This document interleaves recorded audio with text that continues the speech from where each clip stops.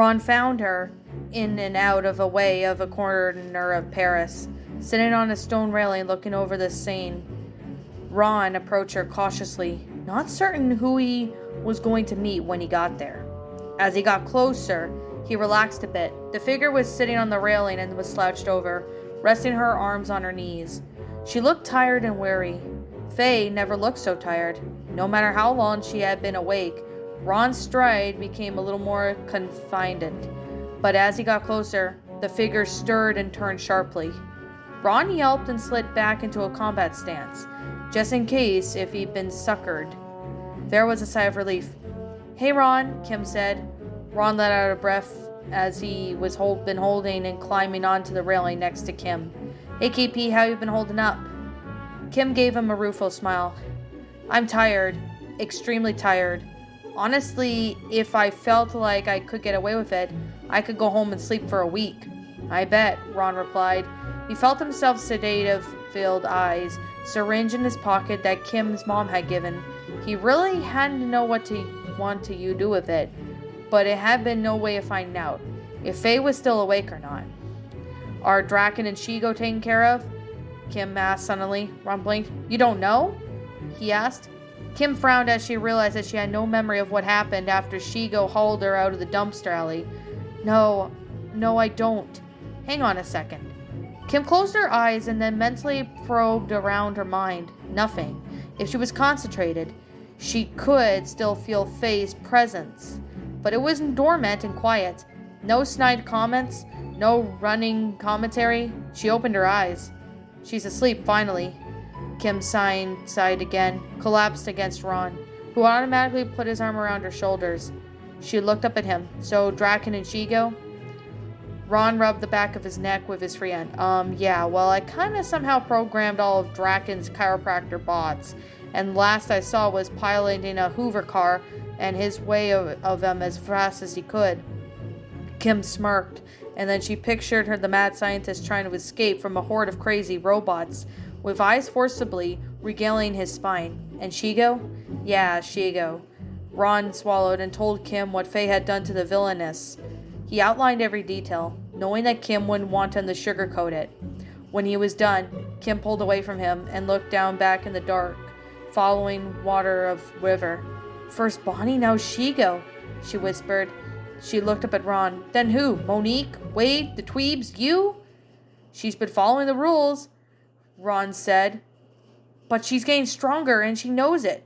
Why do you think she ditched the communicator when we switched? She's testing her limits, seeing what I'll do." Kim stood up on the railing, looking down into the rushing waters of the river. "I can't let her loose, Ron. She's getting more and more dangerous, and if I lose, there's nothing that I can stop her." Ron then stood up and took Kim's arm. "Actually, there may be..." Kim looked at him. "What?" "Your mom and Wade think they've figured out a solution. They wanted me to get you as soon as we know for sure Faye was asleep." "You serious, Ron?" Kim asked. "They really think they found a way?" Ron smiled. "They sure pretty sound sure to me, KP." He smiled and broadened as despair left Kim's face, replaced with hope and her usual optimism. "Okay then, let's go get Wade and get a ride home." Ron then handed the communicator, and Kim strapped it on and hit the button to contact Wade. All they got was static. "Wade?" Kim asked, her frown returning. "Wade, are you there?" "There was a signal here?" Ron asked. "Ron, we got a signal from Wade 6 miles below the surface of the Earth. We should be getting one at the heart of Paris." Kim then pressed a few more buttons, but the static didn't leave at a screen. "Try your phone." Ron pulled out his cell and dialed Wade's number. "It's ringing, but nobody's picking up." "Try your folks. Maybe they've heard something. I'll try to get a hold of mine." Kim pressed a few more buttons trying to get to the possible house, but all she got was static. Meanwhile, Ron called home. "Hello," came the voice of Ron's mother. "Mom? Oh, hey, sweetie. Everything going good all right?" "Yeah," Ron said. "We took care of it." "Well, that's good." "Yeah, listen, Mom. Have you heard from Wade or the possible Kim's parents? We've been having a problem trying to get through the communicator." "No," Miss Stoppable said. "Nothing over here. One second. I'll get your father to give the Possibles a call, dear." "Oh, one sec. Ronnie, he's trying to answer the door." Suddenly there was a sound of smashing wood and breaking objects. Ron's eyes widened as he motioned for Kim to come over. He activated the speakerphone. The two of them listened as Ron's mother screamed, her father yelled, and Hannah began crying. "Ronnie!" came the voice of Miss Stoppable. "Strange men are here. They've knocked out your father, and I've got Hannah." "Keep calm, Miss Stoppable," Kim said. "Get Hannah and get out. Try to get to my parents. They'll call the police. Keep the phone on as long as you can." "I've got her now. They're in the living room." "Oh God, what do I do?" "Where are you now?" Kim asked. "I went back upstairs. I'm in Hannah's room right now." "Mom, try to get up to your room and go out the window. The fire ladder's rolled up next to it. You could use that to get out of there," Ron said. There was no response, except for a muffled whimpering coming from Hannah, followed closely with a series of thumps, presumably Miss Stoppable, making her way to Ron's attic room. Hannah's was still starting up again, and then they heard the window being opened. "Mom?" Ron asked. "You okay?" "Yes," Miss Stoppable's voice was distant. She probably had put the phone down to have her both hands free. "I got the window open. Now I'm pushing out the lad." Then there was a violent crash. A loud voice started yelling, "On the floor! Hands on your head!" "Don't touch my daughter!" "I said on the floor!" "Ron, Kim, help us! They're coming from Global Just..." The phone clicked and it was dead. Ron and Kim looked at each other. Incredulous and even first and then anger began crossing their faces. "Global Justice has gone too far," Ron said quietly. "Totally," Kim replied. "We need to get a ride fast." They made their way back to the main road looking for a cab. "Hey, do you have any cash on you?" Kim asked. "Yeah, I've got about 50 euros. Wade thought it would be a good idea in case if tracking you or Faye down took longer than expected."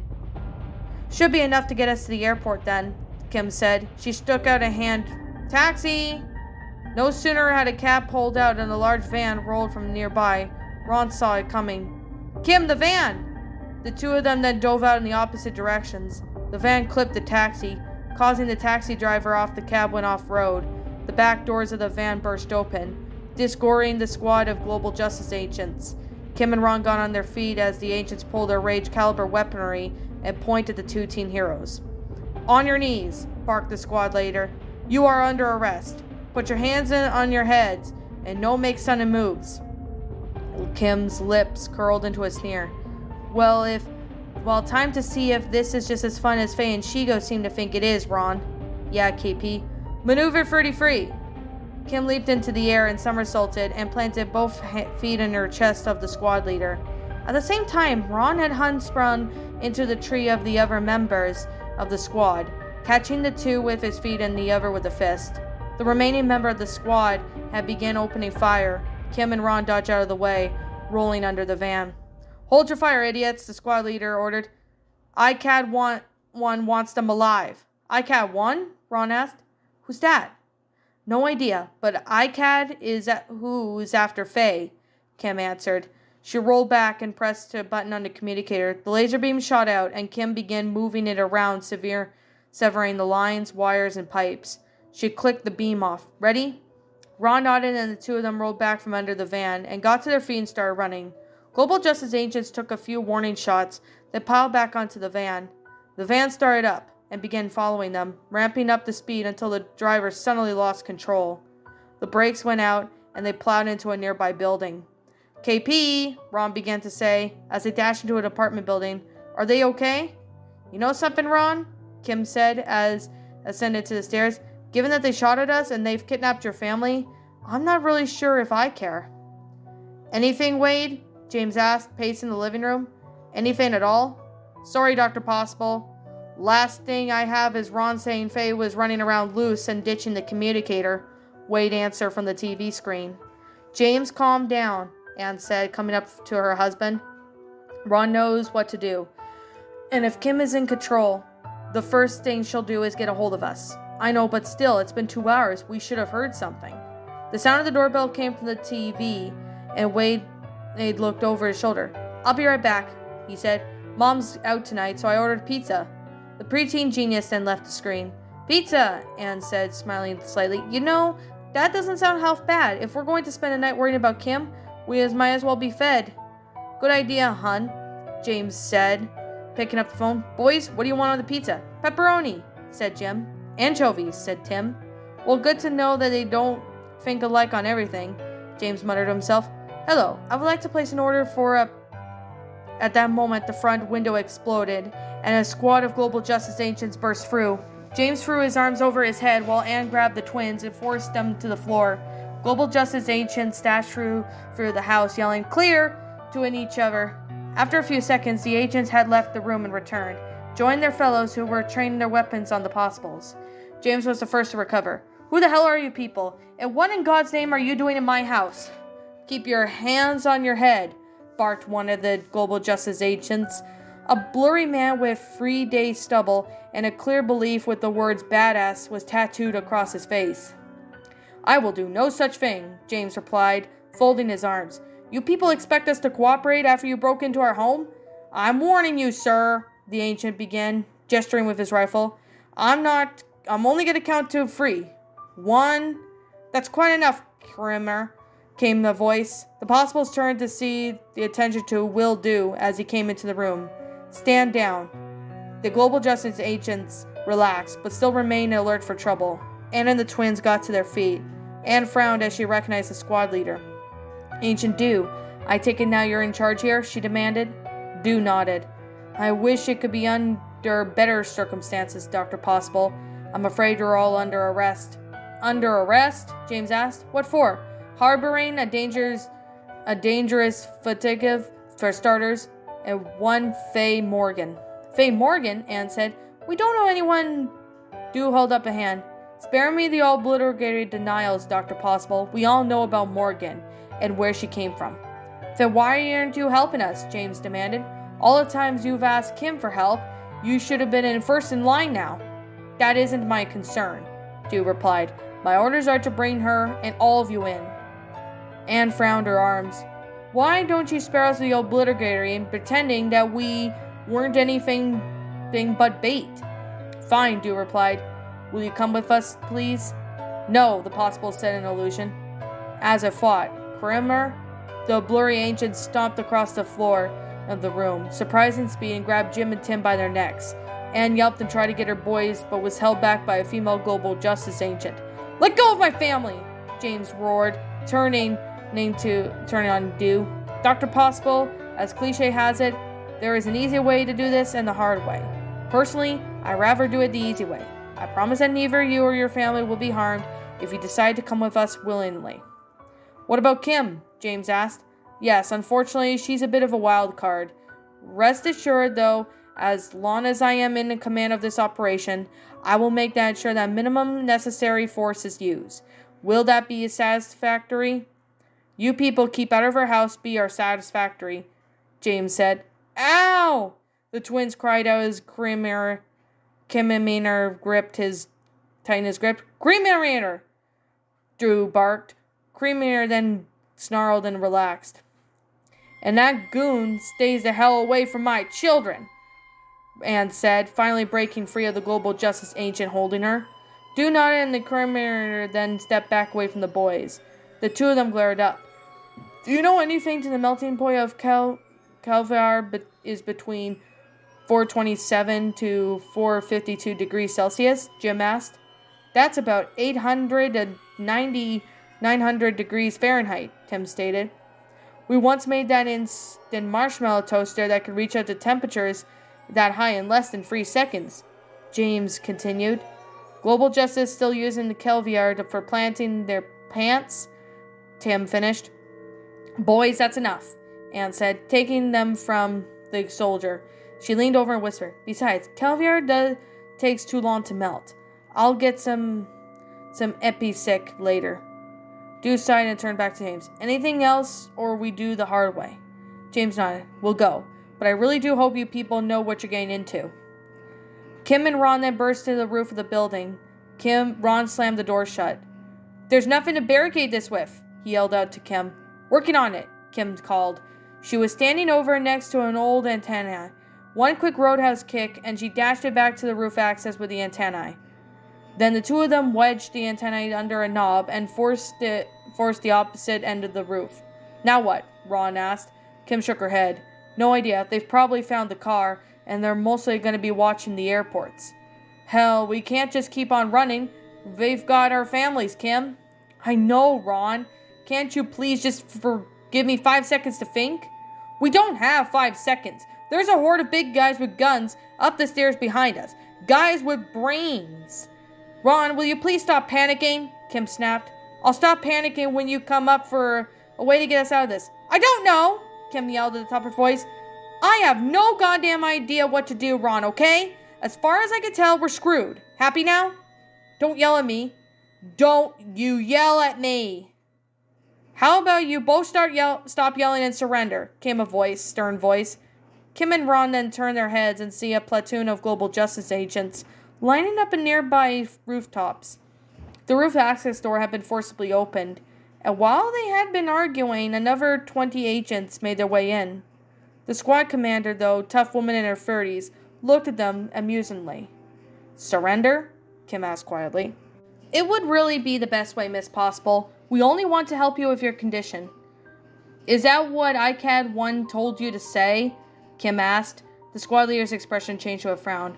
Where did you hear that? Kim smirked. One of your goons downstairs let it slip. So, what's ICAD want with Faye? Some half-baked super soldier idea or something? Probably is, Ron said with a smirk of his own. Dude probably wants to take over the world for himself or something like that. I find it interesting that he's not out there himself, Kim responded. Let me guess, he never goes anywhere in public. Keep to his office at work, Ron said. Probably communicates excessively by phone or radio, Kim continued. Or probably one of those cheesy blacklit silhouette things that only video communication, Ron added. Oh yeah, the whole thing screams, I'm a supervillain wannabe, Kim said. She looked at the squad leader, who was not looking amused by the teen hero's banter. So I guess that would make you a chief henchman, or does Dr. Director have that slot filled? The squad leader breathed heavily through her nostrils. I'm giving you one more chance possible. Give up quietly, or we're going to have to take you in by force. Kim folded her arms and let out a short laugh. You must really have seen the files, especially with the ones after the Laudorian invasion. Do you really think Ron and I are going to be intimidated by an army of bad guys with guns pointed at us? No, not at all, the squad leader said. Henderson, monitor. A global justice agent came over, pulling out a small portable video monitor out of his pack. He turned it and handed it to the squad leader. She gifted it with a couple of switches, and on top of the unit turned towards Kim and Ron. Kim and Ron's eyes widened as they saw their families and Wade sitting in what looked like a large conference room. They looked anxious and worried. Wade and the Tweebs appeared to be trying to override the security lock on the door, but it didn't seem to have very much success. Ron's mother was holding Hannah in her arms, rocking her softly, looking somewhat shell-shocked. Mom, Dad, are you okay? Ron yelped and ran towards the monitor. Henderson intercepted him and shoved him roughly back, causing Ron's momentum to work against him and cause him to fall onto the roof. Kim helped him to his feet. Save your breath, the squad leader said. It's one-way video only. So, we have your family, but what do we have to say bit, huh? Kim asked. Sort of, the squad leader admitted. Look above the door. Kim then looked above the door where a vent could clearly be seen. So what? We don't give up and you'll put poison gas in the room? Give us a little bit more credit than that. We knew that wouldn't be enough to get you to give up. So what will you pump in there then? Kim asked. 90s? SARS? Bubonic plague? I think you'd better talk to your Commander Dew about it, the squad leader said. Made a few more adjustments, and while Will Dew's face appear. We have Possible Unstoppable here, sir. Excellent. Let me speak to her, Will said. The squad leader then turned the monitor back towards Kim. This isn't going to work, Dew, Kim said coldly. I've been through this before. I know you have, Miss Possible. But in this case, we're not threatening to kill your families.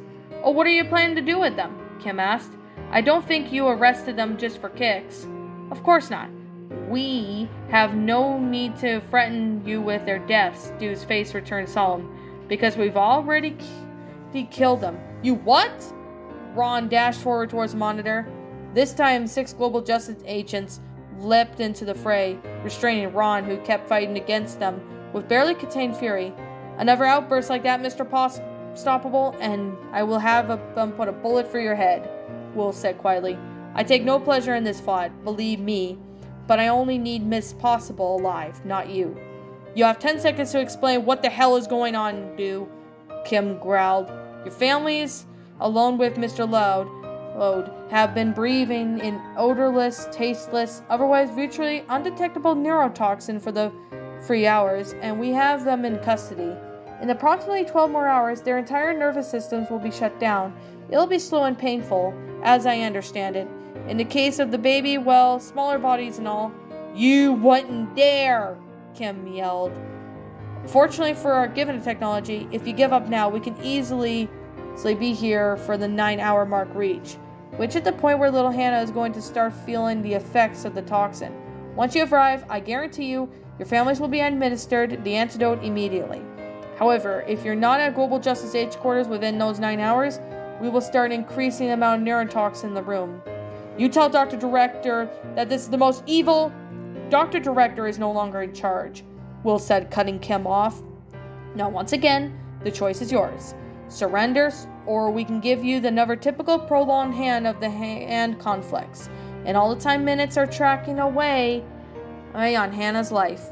Kim's fists clenched and involuntarily. She looked over at Ron, who is still being held by Global Justice agents. Her expression softened as she saw Ron hanging his head. He looked up at her, despair etched on his face. Kim, please, don't let them do that to Hannah, he said quietly. Kim nodded and fought, keeping the tears from her eyes from flowing. She hardened her expression, turned back to the squad leader and the monitor. All right, you win for now, she said. We surrender. Good. I am glad to see you take after your parents. Squad leader Lawrence? Yes, sir, Lawrence said. Do it. Sir, she handed the monitor back to the henchman and set up her hand. Ready? The Global Justice raised their weapons. Kim's eyebrows shot up. Wait, we surrender, damn it! Fired. Kim had no time to react as hundreds of tranquilizers shot through the Global Justice aid weaponry. While most of them missed, plenty more struck her body. Within seconds she felt groggy and her vision was fading. As she fell to the rooftop, she heard Ron calling her name, but he was too far away for her to reach him before the blackness came crashing down over her. She tried calling out for Faye to help, but there was no response. Faye was just as helpless as she was.